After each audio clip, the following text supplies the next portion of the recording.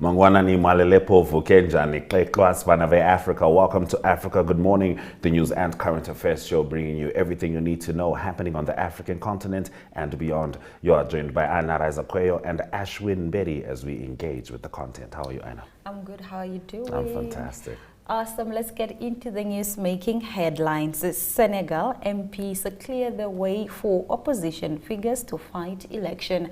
Agriculture Minister launches abattoir for small stock in Mariental. And African leaders involved in peace talk over Ukraine call for unblocking of Russian grain and fertilizer exports.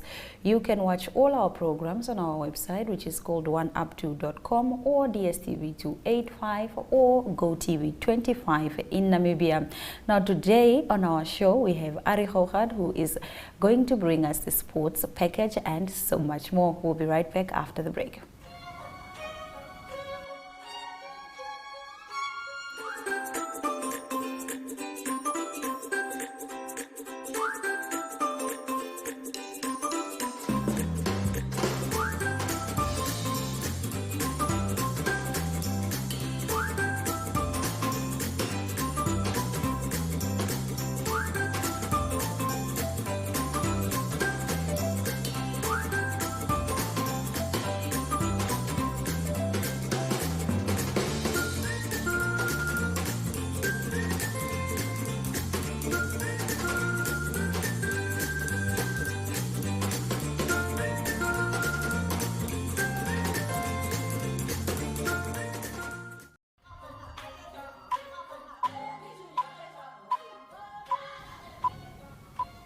In our top stories this morning, Senegal MPs to clear the way for opposition figures to fight election.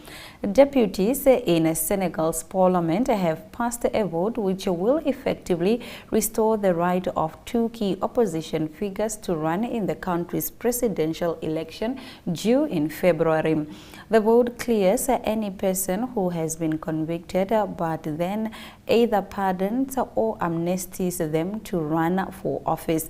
The decision allows opposition heavyweights Khalifa Sall and Karim Wade to stand in Parliament. Interior Minister Anthony Felix explained that the bill does not only concern the modification of Article L28(3), which allows the convicted person to regain his or her rights by being reintroduced onto the electoral roll once the remaining period of the sentence for which a pardon was granted has expired.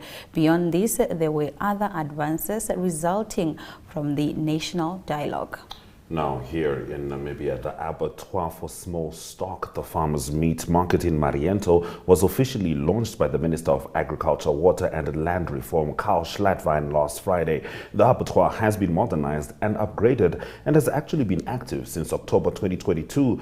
But the fact is that this subsidiary of the O&R Group is aiming for a bigger future. Wesley van der Vesthuizen, the CEO of O&R, declared farmers' meat market's goal that will see the business unit building on the 55,000 sheep that they are likely to slaughter in 2023 and growing that number to a whopping 280,000 animals, which they aim to process by the end of 2025. The Minister of Agriculture has in the meantime also announced that Namibia and China are close to reaching an export agreement. In our next story, bodies of African women and child found after shipwreck. At least 2 people have died and more than 30 are missing after 2 ships carrying migrants sank off the Italian island of Lampedusa, the UN Migrations Agency said on Sunday. The 2 boats had set off from the port of Fez in Tunisia, carrying 48 and 42 people respectively. Italian Coast Guards recovered the bodies of a woman from the Ivory Coast and her 1-year-old baby. Italian authorities said they were investigating the shipwreck. Coast Guards rescued 57 migrants when the vessel sank on Saturday, about 23 nautical miles southwest of Lampedusa. Now, women, children, and the elderly in Niamey took over roundabouts and road intersections on the way to the presidential palace on Saturday night and Sunday morning in support of Niger military junta and in defiance of international calls for the reinstatement of President Mohamed Bazoum. They said ECOWAS forces would have to drive over their bodies to get to the presidential palace hours before an ultimatum from the West Africa regional bloc for the country's coup leaders to reinstate the president expires.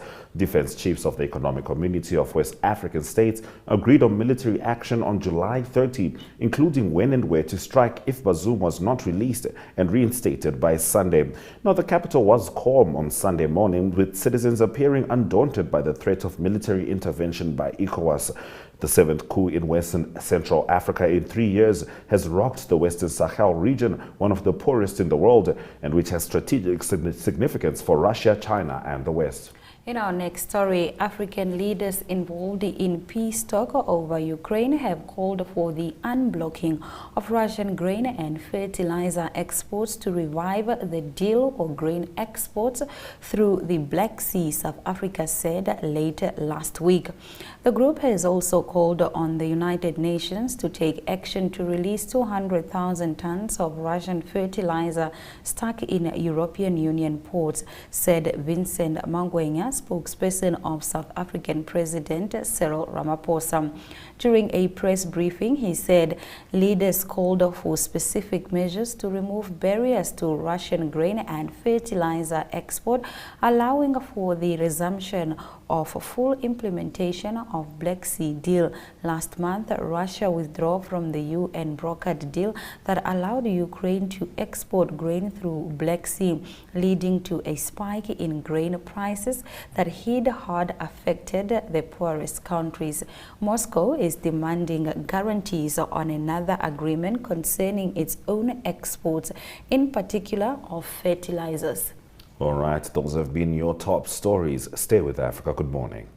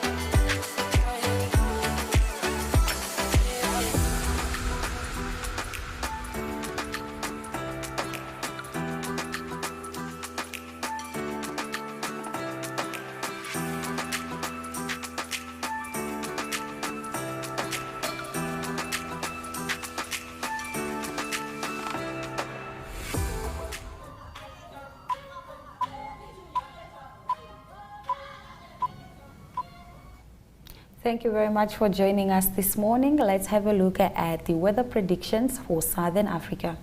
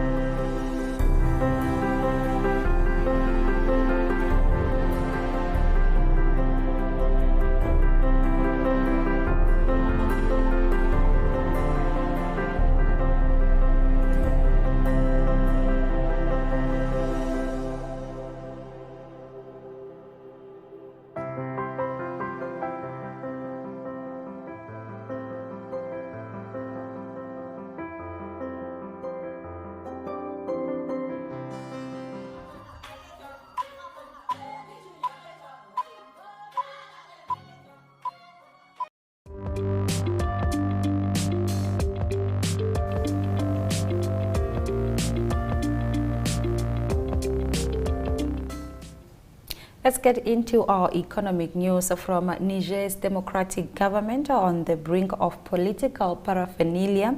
Reuters' Alex Rizzo brings you business stories making headlines in Sub-Sahara. Here is what's been making the business headlines in Sub-Saharan Africa this week. The World Bank said on Wednesday that it was alarmed by efforts to overthrow the democratically elected government in Niger and suspended disbursement in the African country until further notice. Niger has one of the largest World Bank portfolios in Africa, amounting to $4.5 billion covering the country's priority sectors, and it has also received $600 million in direct budget support from the bank between 2022 and 2023. Senegalese authorities blocked access to the social media app TikTok on Wednesday, after they dissolved the main opposition party and detained its leader, Ousmane Sonko. Power struggles have led to violent demonstrations and have damaged Senegal's reputation as the most stable democracy in West Africa. Nigeria is turning to gas as an alternative fuel after it scrapped a popular but costly subsidy on petrol. State oil firm NNPC said late on Thursday that it had partnered with Nipco Gas to speed up the adoption of compressed natural gas for buses, cars and tricycles to lower transportation costs. Britain said on Thursday that it had agreed deals with Zambia on clean energy and critical minerals. British Foreign Minister James Cleverly has used the trip to seek to enhance Britain's sway in Africa, welcoming regional talks on the Niger crisis and announcing support for Nigeria's agriculture sector. And finally, business is booming for Zimbabwean tailors who are cashing in on political party apparel demand ahead of the presidential and parliamentary elections due on August 23rd. A dozen candidates are vying to be the country's next president, but the main contest is between incumbent ZANU-PF leader Emmerson Mnangagwa and Nelson Chamisa of the New Citizens Coalition for Change. Now, the Global Manufacturing Purchasing Managers Index of July rebounded slightly compared with last month, while it is still standing at a low position and the global economy continues to face downturn, said China Federation of Logistics and Purchasing on Sunday. Official data showed the global manufacturing PMI was 47.9%, an increase of 0.1 percentage points from the previous month, ending the trend of 4 consecutive months of month-on-month decline. But index has been at a low level below 48% for 2 consecutive months. From a global perspective, the global economy is still challenged by multiple risks, including the slow decline in the core inflation rate of developed economies, the still tightening monetary policy, the rise in uncertainty of the financial market environment, and remained geopolitical conflicts, which are continuing to drag down the pace of global economic recovery. Those have been our economic news stories. Up next, naturally, is the economic indicators.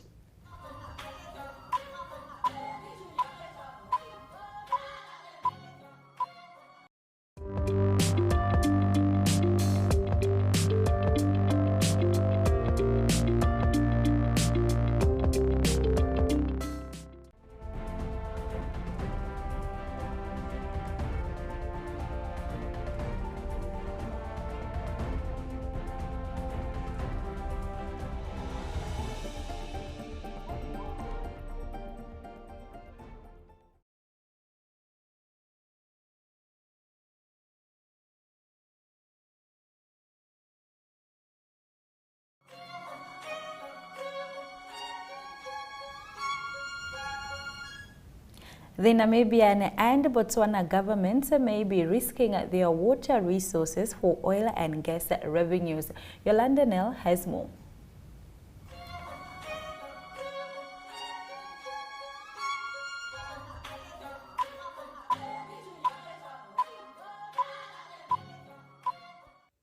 The Namibian and Botswana governments may be risking their water resources for oil and gas revenue. According to The Conversation, they have licensed Canadian firm Recon Africa to prospect for oil in the Okavango River Basin in an area covering 34,000 square kilometers. In total, the river basin covers 700,000 square kilometers, encompassing a network of river systems across Angola, Namibia, and Botswana. The Okavango River sustains over 500,000 people in Namibia and Botswana. The main livelihood activities in the basin are arable farming, livestock farming, fishing, and tourism. The Delta, a World Heritage Site, contributes significantly to tourism in Botswana. It is one of the largest freshwater wetlands in southern Africa and home to over 1,000 plant species. There is also 480 bird species, 130 species of mammals, and numerous species of reptiles and fish that can be found in the area. According to Surina Esterhuizen, Senior Lecturer, Centre for Environmental Management at the University of the Free State, it is worrying that oil and gas extraction is being considered in this area. The current exploration license in Namibia allows the company to drill exploratory stratigraphic wells. Drilling near the Omatako River in the country already endangers the groundwater since the drilling waste fluids have been discarded in unlined pits. Most people in this arid region rely on groundwater, which can easily be contaminated when the water table is shallow. Recon Africa estimates that the area has large volumes of oil and gas resources, though it has not yet fully assessed whether recovering them would be economical. Meanwhile, the Namibian government granted the Recon exploration licenses without following due procedure for its environmental impact assessment. This is despite the fact that the lease area includes part of the Kavango-Zambezi Transfrontier Park and the Okavango River. The team busy with the study used publicly accessible borehole data from the Namibian Ministry of Agriculture, Water, Land Reform and the Botswana Department of Water Utilities. They have found contamination could infiltrate the aquifer system and contaminate the groundwater near the Omatako River. Contaminated groundwater could take 3 to 23.5 years to reach the Okavango River system via the shallow, sandy aquifer. Contaminated groundwater from proposed drill sites could reach the Okavango Delta even faster, along another route. The geologist structures in the area are associated with part of the Earth's crust that are tectonically active. They might change. This makes it more complicated to access the delta's vulnerability. Existing permeable structures can serve as pathway for groundwater contamination.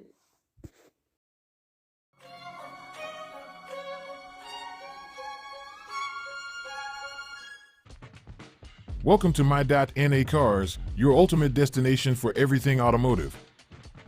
I am your host, Diana Master. Teamwork makes the dream work, right? Discover the latest models, innovative technologies, and expert insights from our passionate hosts. Learn essential maintenance tips and get exclusive behind-the-scenes access to the automotive industry. Don't miss My.NA Cars on NTV every Thursday at 2100 hours. Tune in and ignite your passion for automobiles.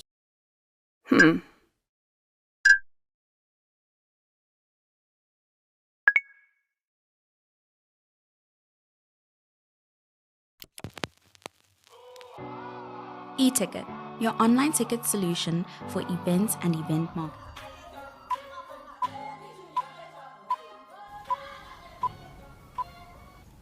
You know, as last season ended, certain supporters in the English Premier League fraternity, if you will, said that there's nothing that comes out of coming second. They had won a cup called Carabao or something of the sorts. But what happened was, because Manchester City won the Premier League and the FA Cup, they had to face Arsenal for the Community Shield. And what happened there was very, very interesting, because Arsenal beat the best team in the world straight out of coming out of a treble, which is something Arsenal did in 1999 as well, when they beat Manchester United coming out of a treble. As far as I'm concerned, that's the most important sports news of the weekend. But I'm sure Ari is here with a little more perspective. How's it going, Ari? Take it away. Yes, very good morning, Ashwin. Indeed, impressive win for Arsenal. That's the Community Shield. That's the game that normally starts the season. And there was lots online for Arsenal to see they were very committed in their tackles, and they celebrated. And they celebrated because there's a big a change in the sense that the last 9 games Manchester City won. So it is they broke that one, and they've got 3 brilliant new signings with Declan Rice and also Kai Havertz and Julian Timber. So there's lots of good players. So that's just for the record. It was 1-1 and 4-1 on penalties for Arsenal, winning the Community Shield. So well done to them. Good start for the season. Let's go to the netball. It is the Netball World Cup that was concluded last night. That's actions from the final. Final won by Australia. Australia quite comprehensively in the final, 61 points to 45. Winners of the 2023 Women's World Cup in Cape Town. Tournament that is concluded. A great tournament held in Cape Town. High-profile tournament. Second place, or third place, the silver medal was Jamaica, that beat New Zealand by 52 points to 45 in the playoff for third place. And then not a good finish for the host South Africa. They lost for the 6th playoff. They lost to Uganda 49 points to 47. So we can say that the champion team for Africa is Uganda, beating the host South Africa in that last game. On to from the netball to soccer, and still a very exciting World Cup for women taking place in Australia and New Zealand. It's now in Australia, and it was unfortunately over the weekend South Africa that lost to the Netherlands. That was 2-0. They were very competitive, kind of unlucky with the way the 2 goals were scored, but they're in the net, so that counts, and the Netherlands going through. Now, they will play against Spain. Spain very impressive in beating Switzerland by 5-1. So it's going to be a tough task for the Netherlands. And then also a bit of a surprise, but maybe not. It's the defending champions out. It is Sweden that beat the team from the USA. They beat them by 5-4 on penalties. So a big result for Sweden, beating one of the big favorites, the USA. They're going home. And then Japan also showing form, 3-1 winners over Norway. So that's the goal for the Netherlands against South Africa, unfortunately, for South Africans to see, but they can hold their heads high. A brilliant tournament reaching the last 16, if you think teams like Germany didn't even make the last 16, and also Brazil. So great performance by South Africa. On to some rugby results real quickly. It was some friendlies played. It was that's the Scotland-France. That was a big result for Scotland, beating France. That was in Edinburgh, making a big statement before the World Cup. South Africa and Ireland and Scotland in a pool together. Only 2 of them can go through, so that's quite a big result for Scotland. 25-21 they won. South Africa, they're in action. They beat Argentina after not a good start in the first half, but they won by 24-13. Then New Zealand still on winning ways, beating Australia 23-20, scoring a try there. And also Italy beating, Ireland beating Italy. And then also closer to home, Namibia. They had a friendly against Uruguay in South America. Tough contested, 26-18 to Uruguay, but Namibia showed that they can beat them in the World Cup later, or in a month's time, roughly a month's time.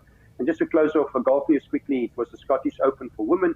That's the Céline Boutier. She's from France. She won again. She also won last week the Evian Championship in France, but she won the Scottish Open yesterday, -15, 2 shots ahead of HJ Kim of South Korea. Brilliant performance by Céline Boutier, winning the Scottish Open for women. That's the international sports news for this morning. Enjoy the soccer today. England play Nigeria later this morning, 9:30. Australia play Denmark at 12:30. So 2 big games today in the Soccer World Cup for women. And Ashwin, I'm glad you have a red tie on today. Wear that proudly throughout the day today. Oh, certainly I will. Red tie and red pocket square, of course. This morning I will be green in support of the Nigerian women's football team as they look to make history. Stay with Africa. Good morning. We'll return with the highlights.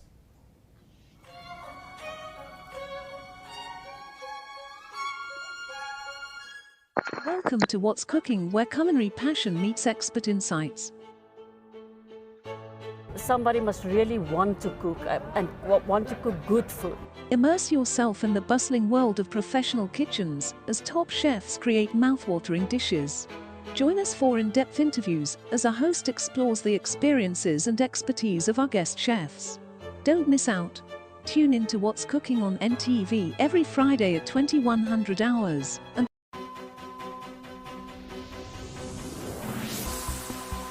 The Agenda is a weekly national affairs interview program hosted every Sunday by Namibian Sun editor Toyvon Jabela, featuring a panel of high-profile newsmakers, analysts, and experts. The Agenda aims to reach high-end news consumers seeking informed understanding of national issues. This show is broadcasted on NTV, 1up2.com, and the Namibia Media Holdings Facebook platform. The Agenda focuses on interviews where we put the nation in the hot seat. Contact Agenda at synergy.com.na to get your product and service in the hot seat. The Agenda, focused on today's conversation.